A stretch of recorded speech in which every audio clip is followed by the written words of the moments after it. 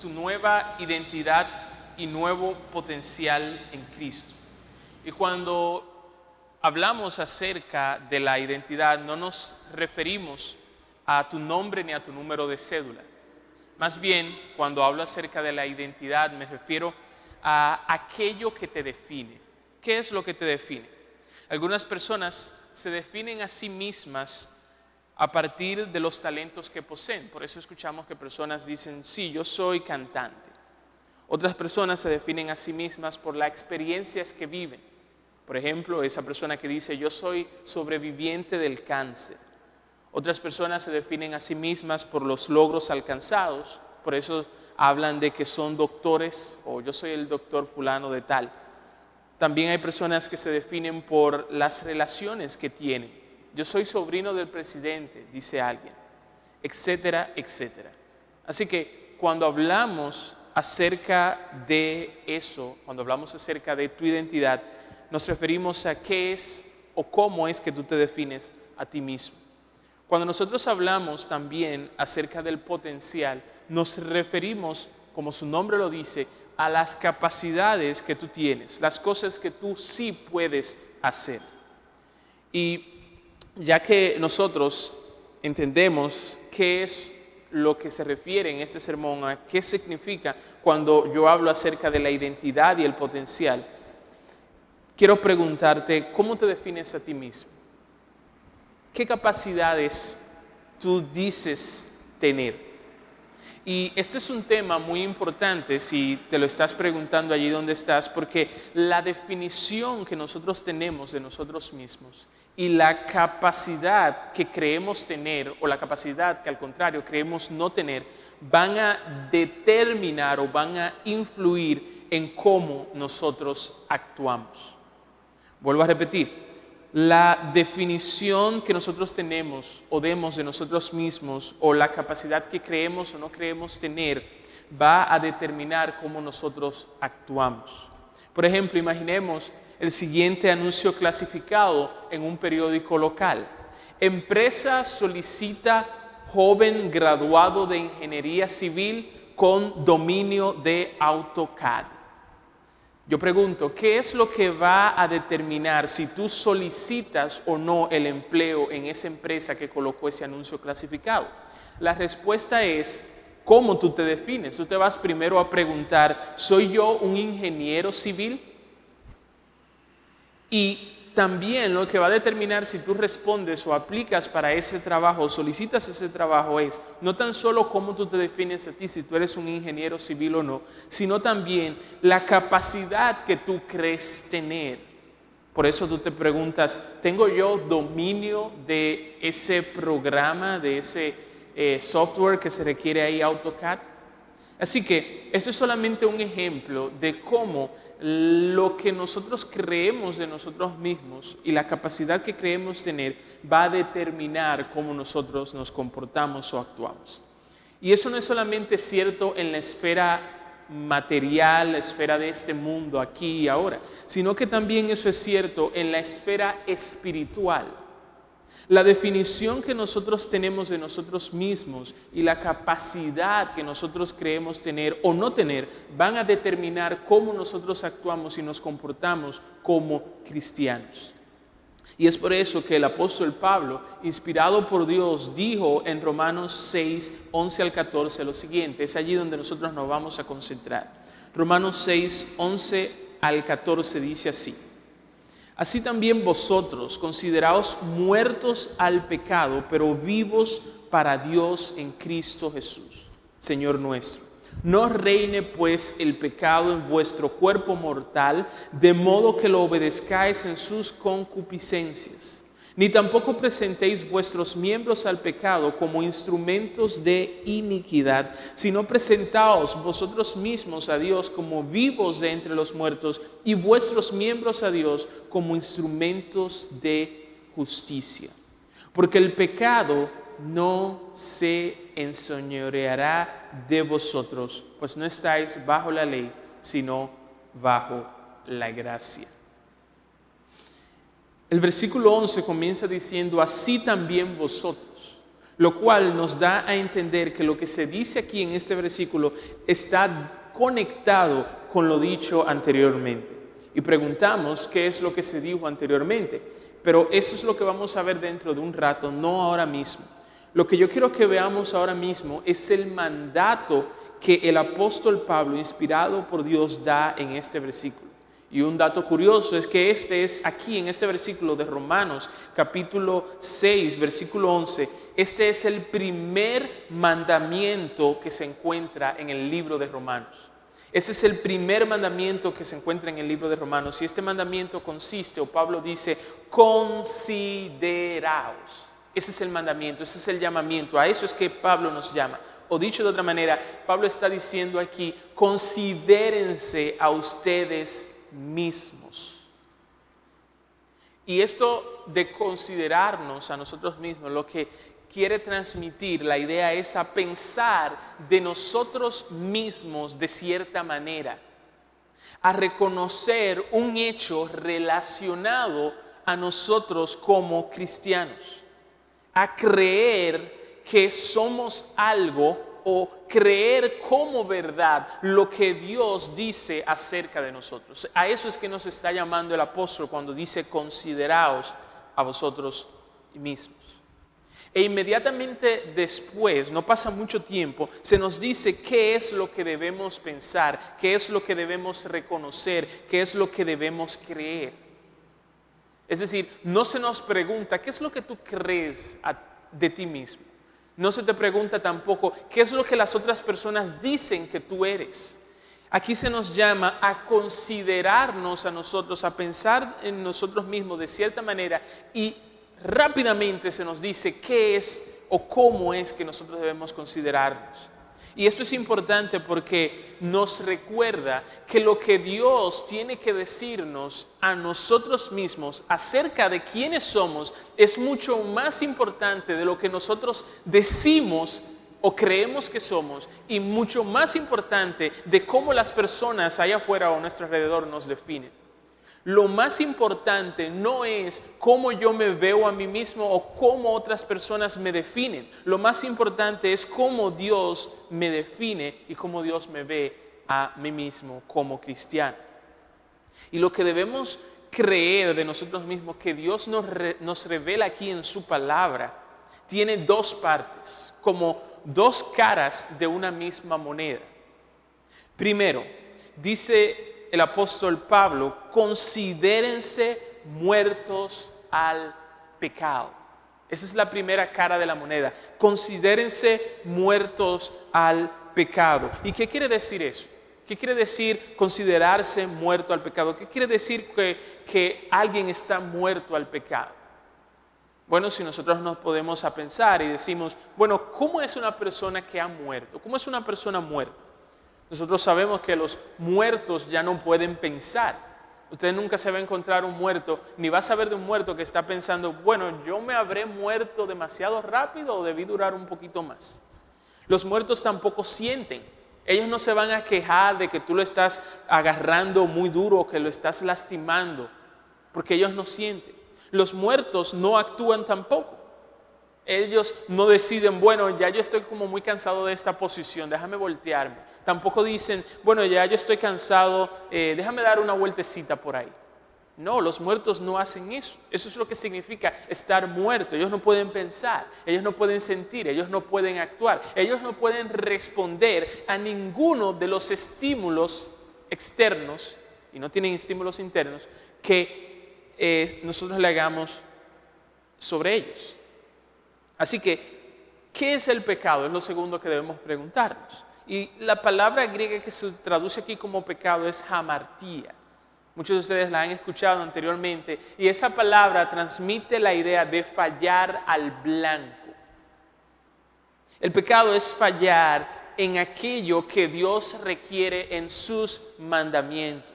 Cuando Dios dice no matarás, fallamos a ese blanco. Cuando Dios dice no robarás, fallamos a ese blanco.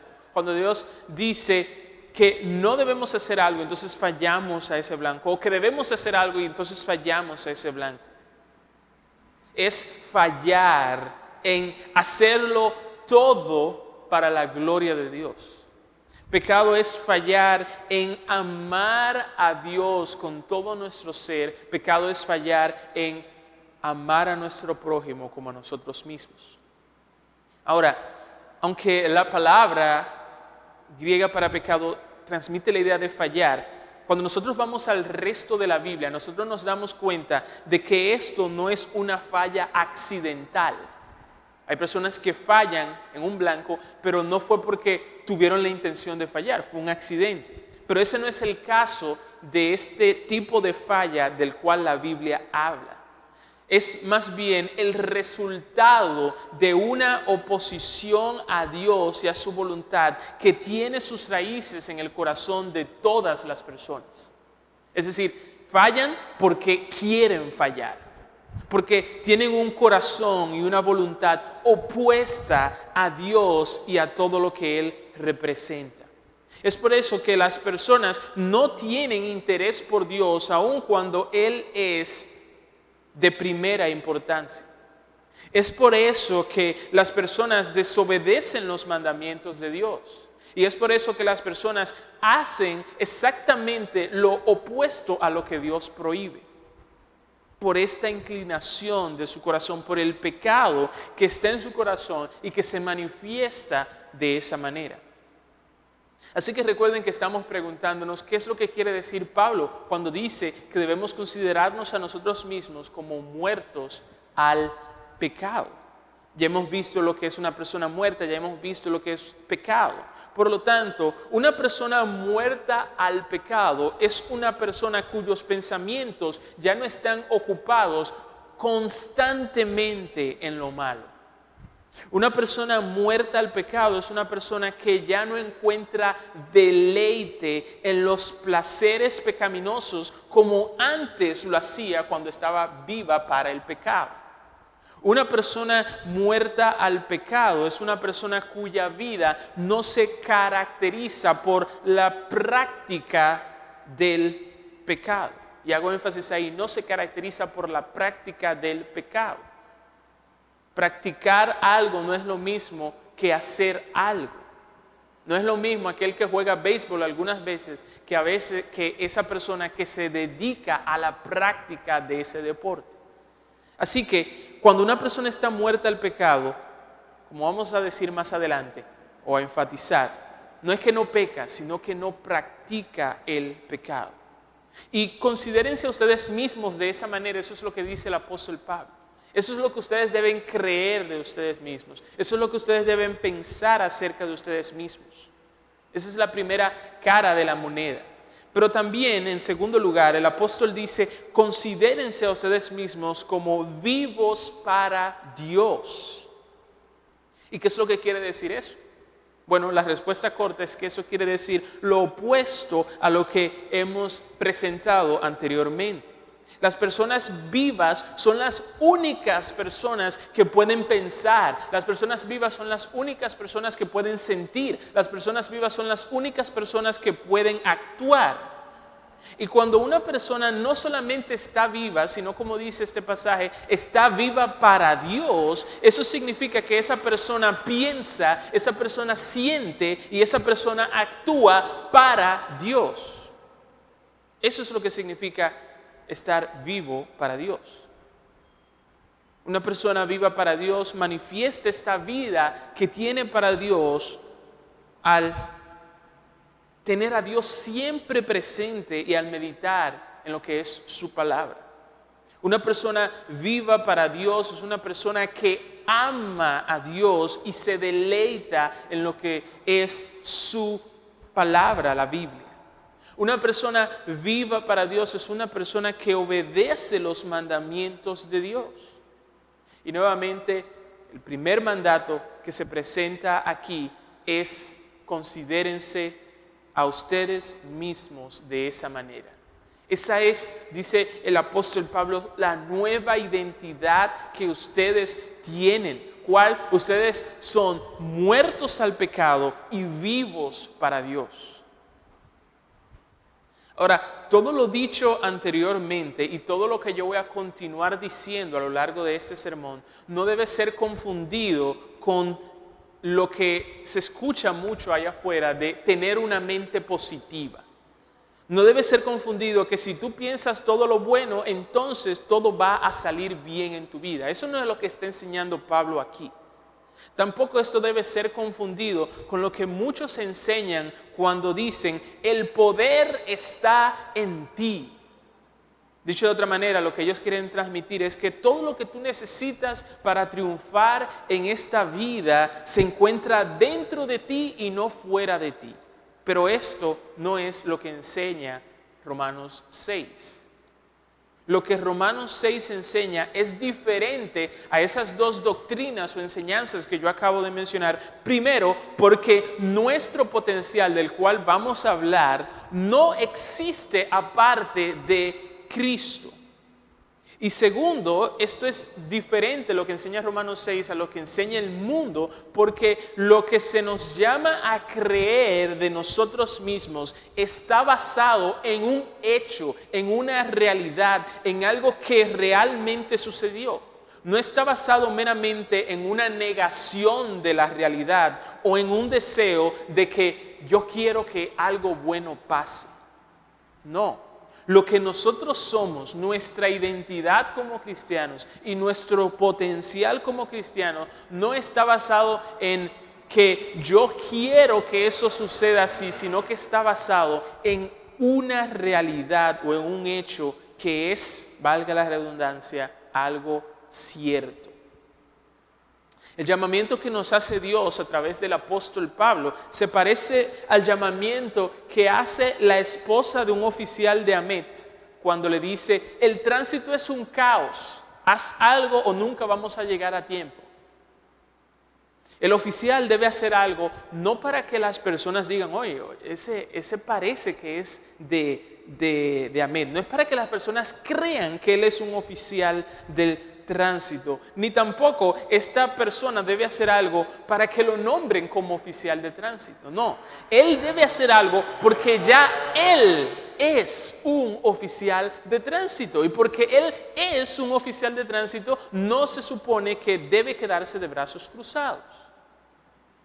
De manera similar es el llamamiento que hace Dios a través del apóstol Pablo cuando nos dice, considérense a ustedes mismos de esta manera. No es que nuestro pensamiento nos va a volver eso, es que ya nosotros somos eso.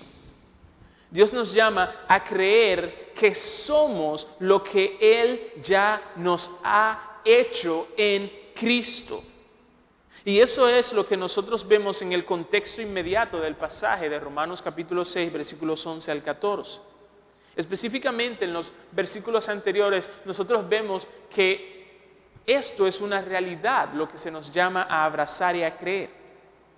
Cuando nosotros vamos al final del capítulo 5 de Romanos, el apóstol Pablo, inspirado por Dios, da una de las declaraciones más esperanzadoras de toda la Biblia. ¿Cuál es esa declaración? Cuando abundó el pecado, sobreabundó la gracia. Eso quiere decir, hermano, eso quiere decir, amigo, que no importa qué tantos o qué tan graves sean tus pecados, la gracia de Dios absolutamente siempre, siempre y siempre va a ser mayor que tus muchos pecados. Tus pecados nunca jamás podrán compararse con la gracia de Dios. Y si no pueden compararse con la gracia de Dios, mucho menos tus pecados podrán consumir esta gracia o agotar esta gracia de Dios. Porque donde abundó el pecado, mucho más abundante abunda esa gracia de Dios. Y si cuando el pecado abunda, la gracia sobreabunda, entonces la pregunta es, ¿por qué no seguir pecando para que la gracia siga sobreabundando? Y esa es la pregunta que el apóstol Pablo responde al principio de Romanos capítulo 6. Él dice que si nosotros hemos muerto al pecado, entonces es imposible que sigamos viviendo en él, o es imposible que nosotros perseveremos en el pecado. Y después de hacer esta declaración, el apóstol Pablo pasa a a explicar que todo cristiano verdadero ha sido unido espiritualmente a Jesucristo. Eso es lo que significa cuando Pablo habla de en Cristo, que los cristianos están en Cristo. Ellos han sido unidos espiritualmente a Él. Y que cuando Jesucristo murió, los cristianos también murieron al pecado. Y que cuando Jesucristo resucitó, a los cristianos también se les dio una vida nueva. Eso es lo que significa estar unido a Jesucristo. Que todo lo que pasó con Cristo también pasó con nosotros. Él murió, nosotros morimos al pecado. Él resucitó, nosotros resucitamos o se nos dio una vida nueva. Y es así que se conecta el versículo 10 que dice que Cristo murió al pecado y vive para Dios con el mandato que nos da Pablo en el versículo 11 de que nos consideremos muertos al pecado y vivos para Dios. Y de hecho el griego aquí es enfático. Él dice considérense muertos y vivos de veras, en serio, porque esto es una realidad. No es una ilusión, no es simplemente un buen deseo que ustedes deben tener. No, es que esto pasó cuando Jesucristo murió y cuando Jesucristo resucitó. Y el lenguaje que se utiliza aquí, o que Pablo utilizó, nos da a entender que eso fue un acto una sola vez y para siempre. El hecho de que nosotros morimos al pecado y que se nos ha dado la capacidad de tener una vida nueva, eso es algo que ocurrió una vez y para siempre.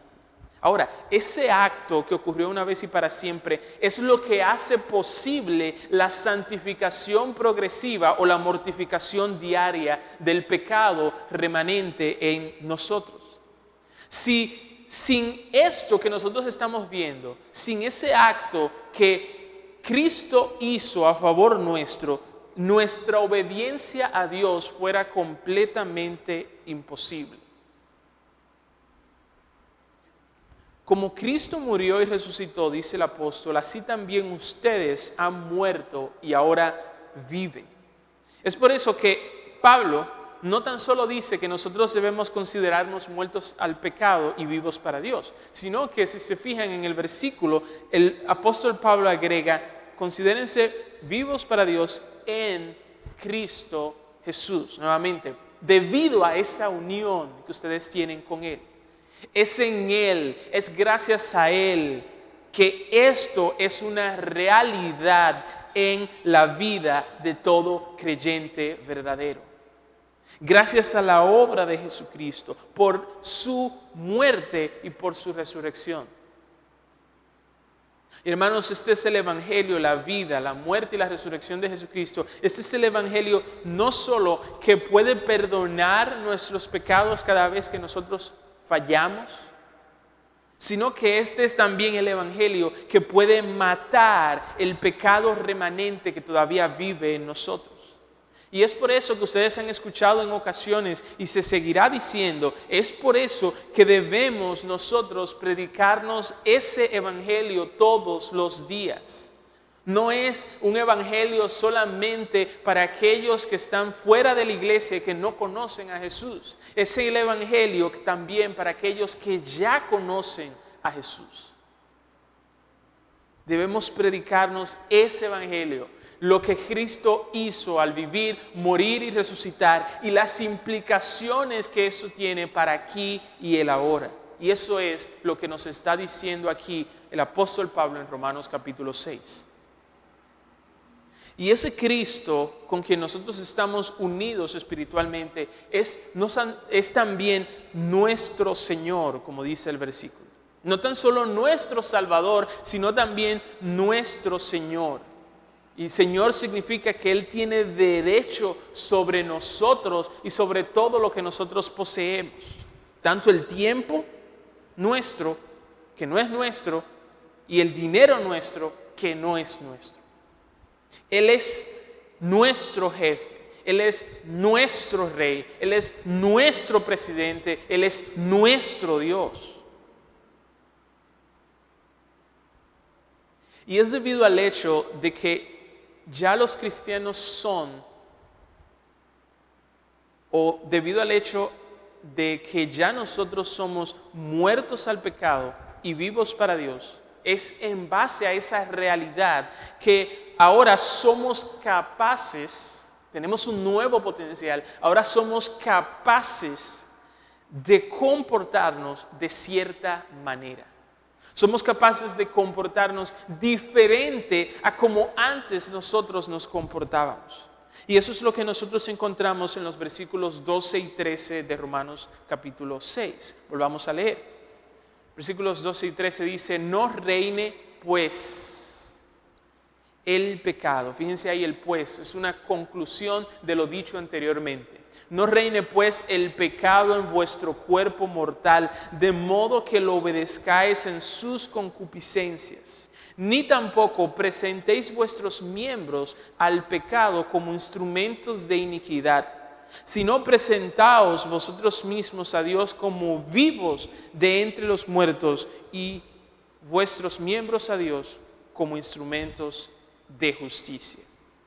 En el versículo 12 se nos manda a no dejar que el pecado reine o gobierne sobre nosotros, que no nos controle. Es el mandato del apóstol Pablo. Y el pecado reina sobre nosotros cuando nosotros obedecemos a todas y cada una de sus concupiscencias. Concupiscencias es una palabra que se utiliza en la Biblia para referirse a los deseos, a deseos intensos. Y esos deseos pueden ser tanto negativos, pero también pueden ser deseos positivos. Pero es debido a que las concupiscencias de las cuales se habla en este pasaje aquí pertenecen al pecado, dice concupiscencias del pecado. Sabemos que en nuestro contexto, en nuestra ocasión, en este versículo, se está refiriendo a malos deseos intensos que hay dentro de nosotros. Dice, no lo obedezcan. Aquí, el pecado es presentado como un señor o como un rey tirano que hace demandas que el hombre no regenerado no tiene otra alternativa que obedecer. El hombre no regenerado no puede hacer otra cosa que obedecer a ese señor tirano que es el pecado. Pero, como nosotros ya hemos visto, los cristianos no somos esa clase de personas. Los cristianos somos, por la obra de Jesucristo y por la gracia de Dios, por su Espíritu, somos diferentes. Job 3:18 dice que en la tumba reposan los cautivos, aquellos que están en esclavitud, y no oyen la voz de su capataz o de su Señor. De la misma manera nosotros ya no tenemos, si somos cristianos, de esa misma manera ya nosotros no tenemos que escuchar las demandas del pecado. Nosotros debemos, dice el apóstol Pablo, y podemos, no solamente debemos, sino que también podemos hacerle resistencia al pecado. Podemos y debemos oponernos o luchar contra el pecado. Debemos y podemos negarnos a las demandas que hace el pecado. Y cuando nosotros no actuamos de esa manera, estamos actuando como un hombre que ya no trabaja para una empresa, pero él sigue yendo todos los días al edificio de esa empresa a trabajar absolutamente todos los días de 8 a 4 de la tarde. Pero ya él no trabaja allí, pero él sigue actuando como si trabajara allí. Y eso es nada más y nada menos que una locura.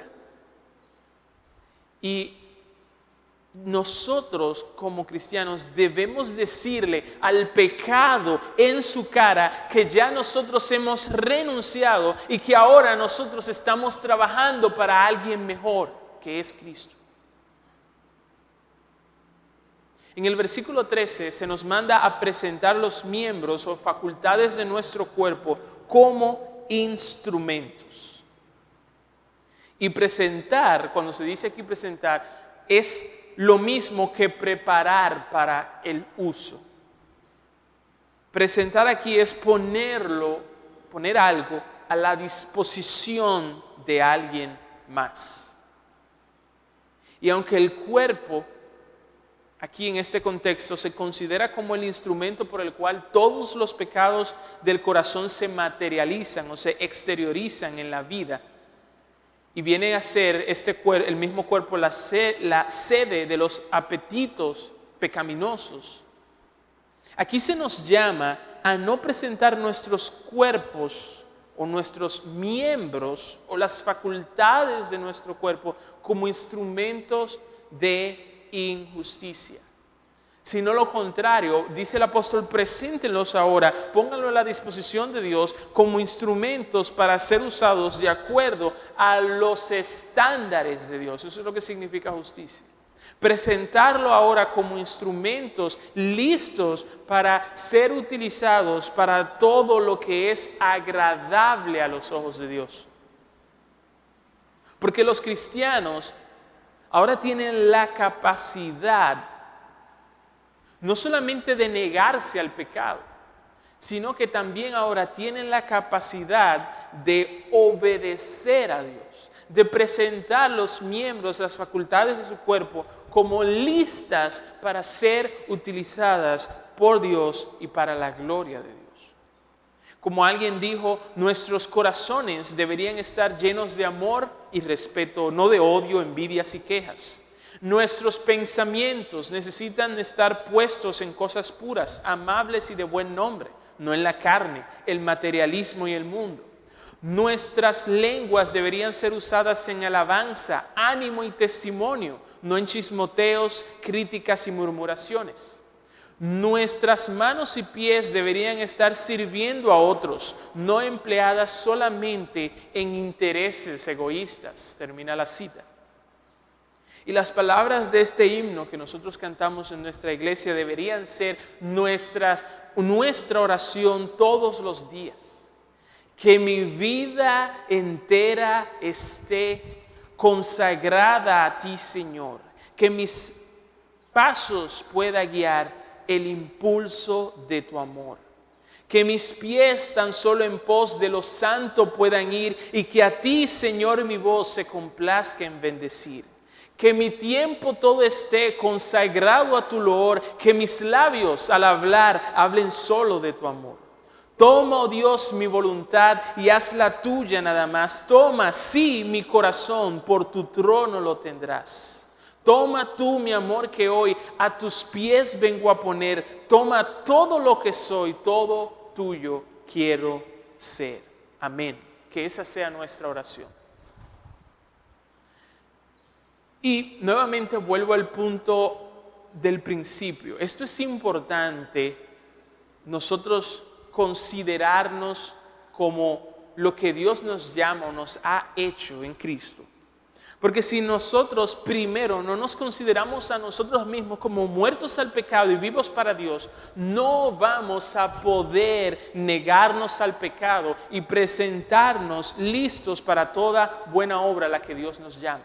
Primero tenemos que considerarnos como Pablo nos llama, para entonces actuar como Pablo nos llama a actuar. Cuando como cristianos o como cristiano tú no abrazas por la fe tu nueva identidad, tú vas a sucumbir ante la tentación. Porque después de todo, como erradamente dicen algunos, esto es lo que yo soy, yo no puedo hacer otra cosa. Pero eso puede ser cierto para los no cristianos, pero como vemos en Romanos capítulo 6, eso no es cierto, eso no es una verdad para los cristianos. Pero cuando nosotros abrazamos por la fe nuestra nueva identidad, cuando tú abrazas por la fe esto, tú vas a poder resistir la tentación sabiendo que tú no tienes que obedecer a las demandas del pecado. Cuando tú estés frente a un monitor y el pecado te diga, tú tienes que mirar estas imágenes, recuerda tu nuevo potencial en Cristo y responde, no, yo no tengo que mirar estas imágenes. Cuando tú estés frente a otro plato de comida y el pecado te diga, tú tienes que comer hasta más no poder, recuérdate a ti mismo de tu nuevo potencial en Cristo y responde, no, no es cierto, yo no tengo que comer hasta más no poder. Cuando tú ya has cedido a la tentación y el pecado viene y te dice, tú tienes que seguir pecando porque ya tú pecaste.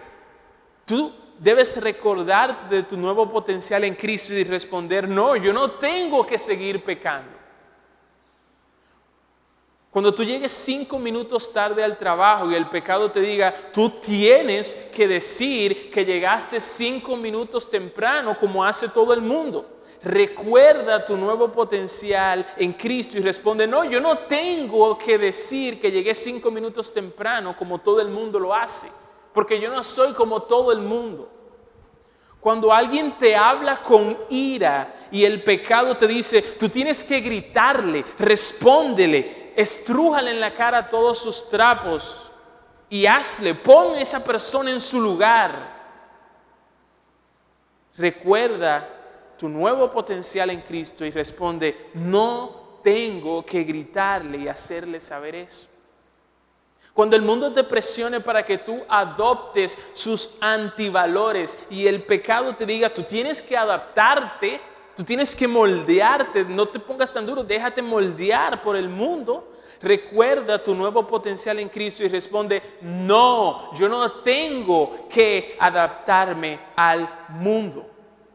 Cuando el pecado te grite que tú tienes que hacer lo que Él dice, cuando Él te susurre o te grite y te diga, haz lo que yo te estoy mandando a hacer, recuerda que tú tienes que obedecerme, responde que gracias a Cristo tú no tienes que hacer lo que el pecado te diga, porque Él ya no es tu rey, Él ya no es tu Señor.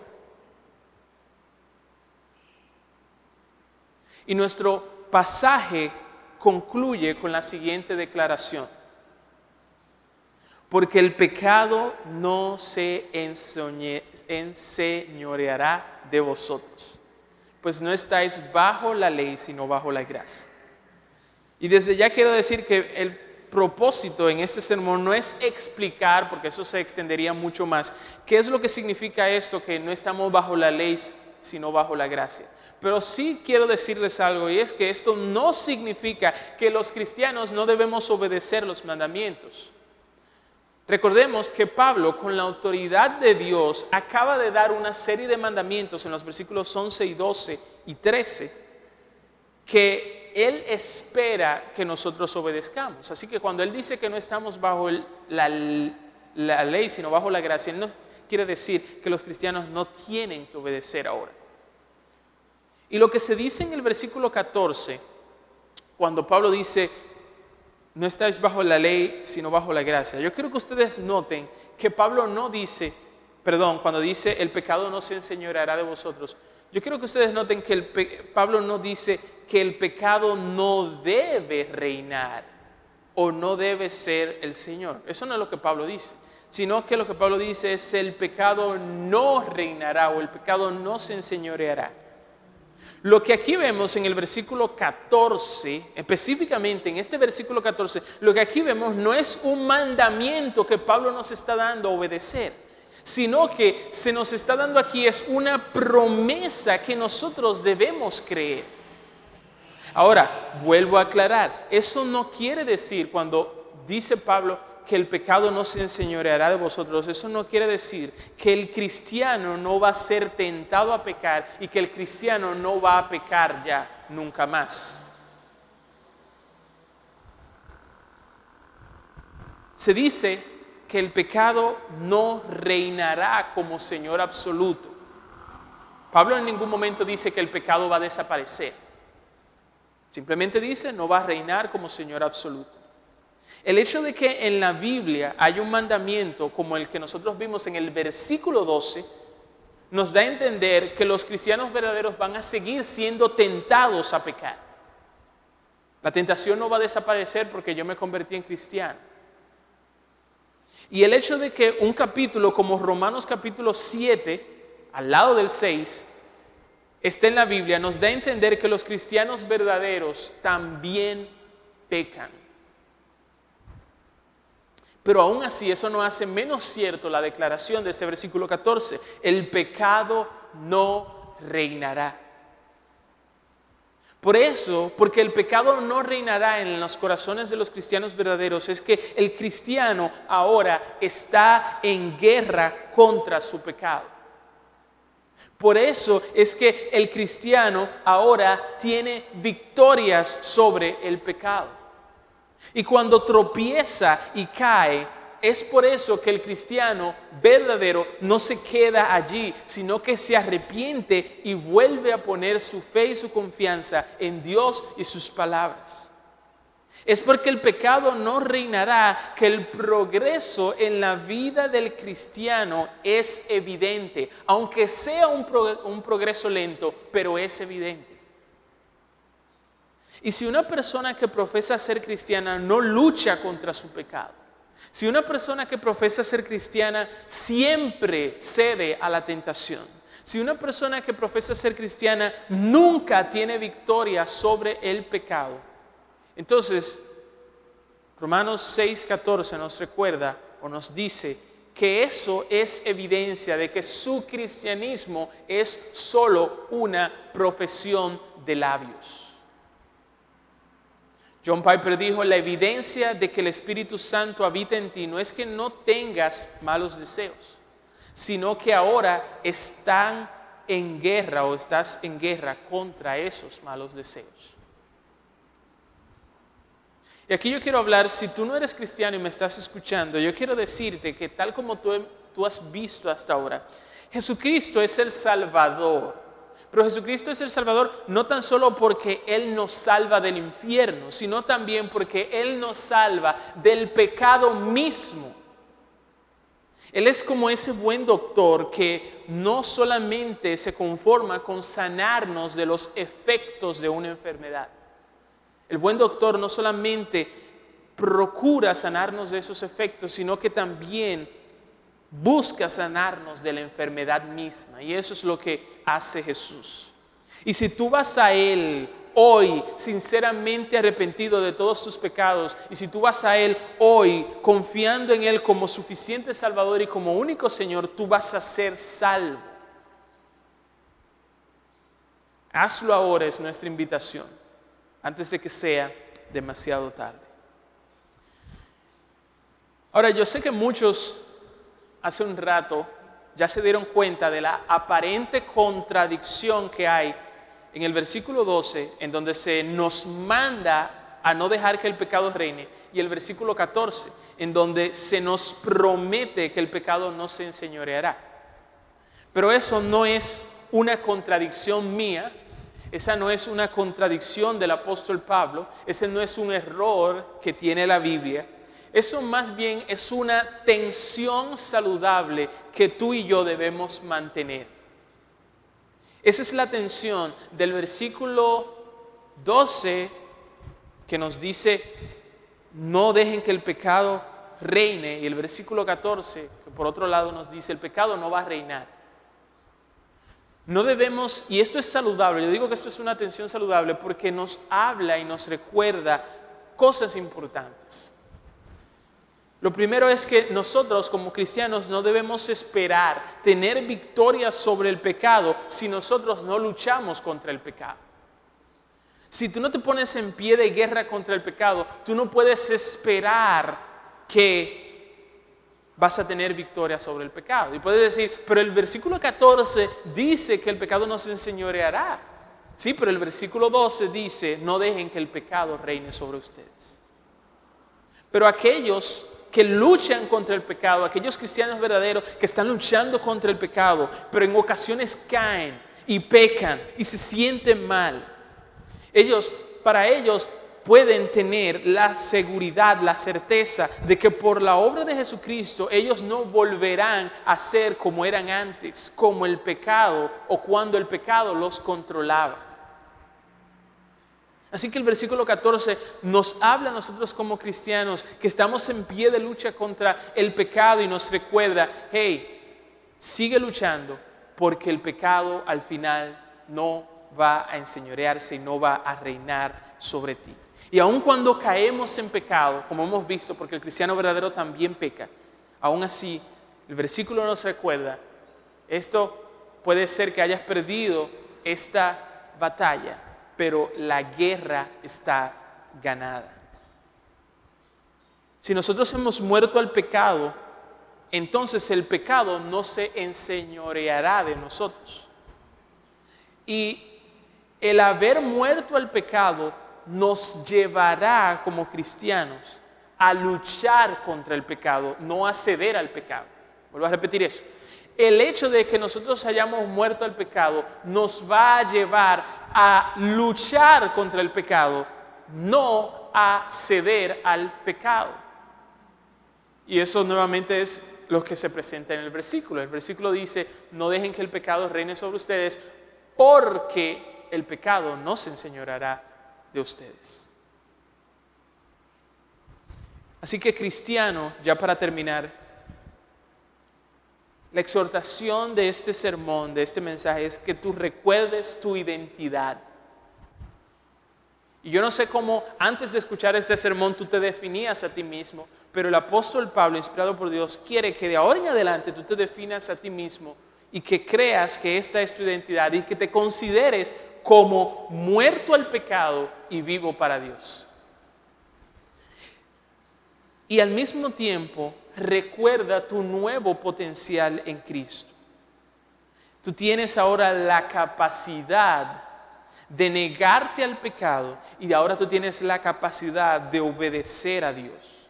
Y todo eso, como hemos visto, es gracias a la obra de Jesucristo, quien es nuestro Salvador y es también nuestro Señor. Vamos a orar. Gracias, Señor, por recordarnos una vez más el glorioso evangelio de nuestro Señor Jesucristo. Y por recordarnos, oh Señor, que este evangelio debe ser predicado y debe ser aplicado a nuestras vidas todos los días que nosotros vivamos en este mundo. Gracias por lo que tú has hecho por nosotros al unirnos a Jesucristo y al hacernos muertos al pecado y vivos para ti. Porque eso significa que ahora nosotros no tenemos que escuchar al pecado. Eso significa que ahora el pecado no es nuestro amo. Eso significa que ahora tú nos has dado la capacidad que antes no teníamos de amarte y obedecerte.